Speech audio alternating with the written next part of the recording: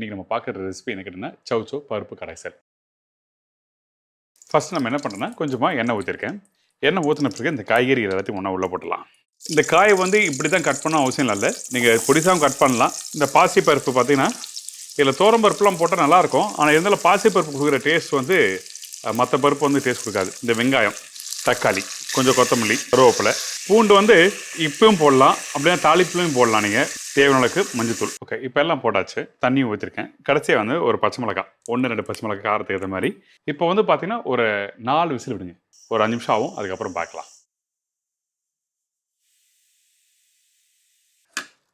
அந்த பருப்பெல்லாம் நல்லா வெந்து வந்திருக்கும். இங்கே பாருங்கள், ஃபஸ்ட் எடுத்து காமிக்கிறேன். பார்த்தீங்களா, மற்ற போட்டு நல்லா மசிச்சிடலாம். சரிங்களா, இப்போ ரெடி ஆயிடுச்சு. அவ்வளோதான். கொஞ்சம் நல்லா மிக்ஸ் பண்ணலாம்.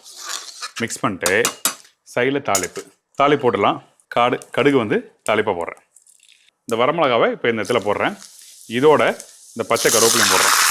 போட்டுட்டு இதை லைட்டாக அப்படி ஷேக் பண்ணி நம்ம என்ன பண்ணுறோம், இதில் கொட்டிடலாம். அருமையான ரெசிபி. இதில் காரம் உப்பு கம்மியாக இருக்கா? இப்போ ரெடி ஆயிடுச்சு. ரெடி ஆனதை நம்ம இந்த தாளிப்போடு அப்படியே எடுத்து சர்வ் பண்ணுறோம்.